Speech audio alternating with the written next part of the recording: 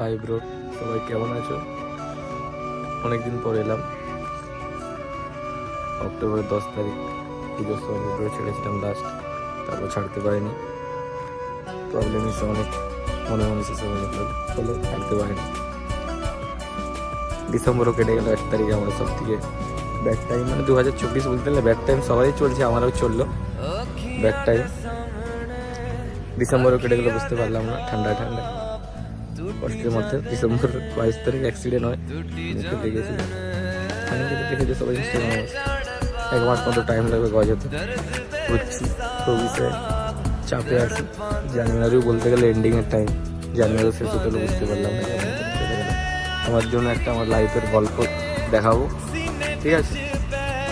Wait একটু করো, একটু চাপের মাধ্যমে আছে, ঠিক আছে?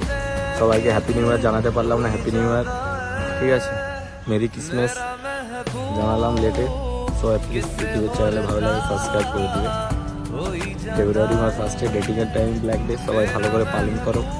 ডেটিংয়ের টাইম সবাই এনজয় করো। পিকনিক টাইম, কুম্ভ মেলা, সবাইকে শুভেচ্ছা। সবাই যাও, এই জন্মে দেখতে পাবে, এই জন্মে সবাই আগের জন্মে দেখতে পাবে, পাবে না কি পাবে জানি না। কুম্ভ মেলার শুভেচ্ছা সবাইকে জানাও, কুম্ভ মেলা যাও।